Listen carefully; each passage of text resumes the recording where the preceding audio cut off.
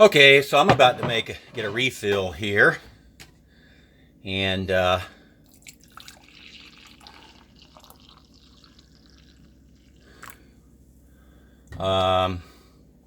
oops, I always have to make a mess, and a cup for the significant other there. Well, I'll get that in a minute, but and so here's that pet soda bottle. This happens to be a seltzer water bottle from Food Line, and a little cap. And this is you open this, all right, and whenever you press this down, you know it's just like it stops right there, and then you don't press it far, maybe 1/16 of an inch. Okay, a 1/16 of an inch is about that much. Okay, it's not much, so you don't press it far. This is just a flimsy little thing. You can break it off if you want to press it down good and hard. You can break it off the first time, not a problem, but you don't want to do that, Robert. Just, press it down a little bit, see? That's just a little bit. And, so you can press it down a little bit more and fill your coffee cup with whipped cream. But, yeah, that's all there is to it. So this 3-pack of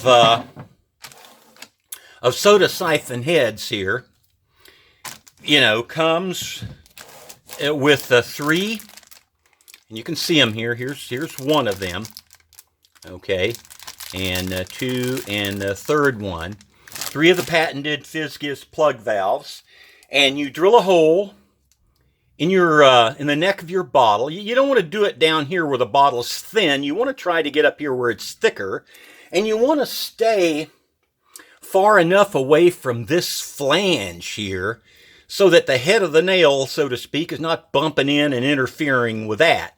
You drill your hole in there, and like I told you before, you make sure that, to get the cleanest hole, you need to fill your bottle completely with water and put it in a freezer and freeze it solid. That way, when you drill your hole, you get fewer burrs left over on the inside. The outside is usually fairly burr-free, and it's very easy to clean with a piece of sandpaper, just kind of knock off the burrs. The inside, however, where the drill bit goes through, will leave burrs. Freezing ice solid in the bottle first minimizes the number of burrs, and you can just reach into the bottle with your finger and a little piece of sandpaper and knock those burrs off. Okay, so this is the preferred way to do it. Don't monkey around with just an empty bottle and drilling through because it's convenient not to have to freeze the water in it. You really don't want to do that. So, pay heed to the advice of drilling a hole in a bottle that's been completely filled with water and frozen solid, as ice. You get a lot cleaner hole. It's not like the drill bit is transitioning from plastic to air. No, it's transitioning from plastic, to hard ice, which allows the bit, the cutting edge of the bit, to do a much cleaner cut as it exits through the other side of the plastic that you're drilling through. So don't forget to do that. And remember, it doesn't take much. I'm going to try to demo this. Just watch my finger. I'm not pressing very much, okay? All right, here we go. Well, try it like this. Okay, you don't press very much at all to get the opening, the valve to open and let stuff out. Either soda that you've carbonated or whipped cream that you've made by literally just dumping a pint of whipped cream into this, 1 liter bottle, okay, so it gets to like a halfway full.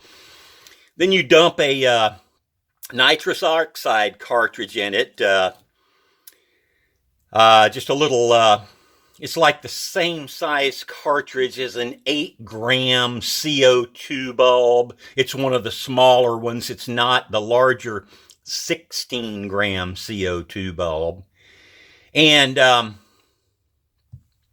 then you pretty much dump the contents of that in there at, I don't know, I recommend 80, 90, 100 PSI, whatever.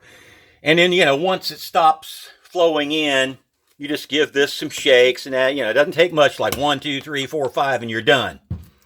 So, yeah, that's how you do the whipped cream. I'll try to make a better video on that a little bit later, okay? So, that's the basics. Hopefully helpful.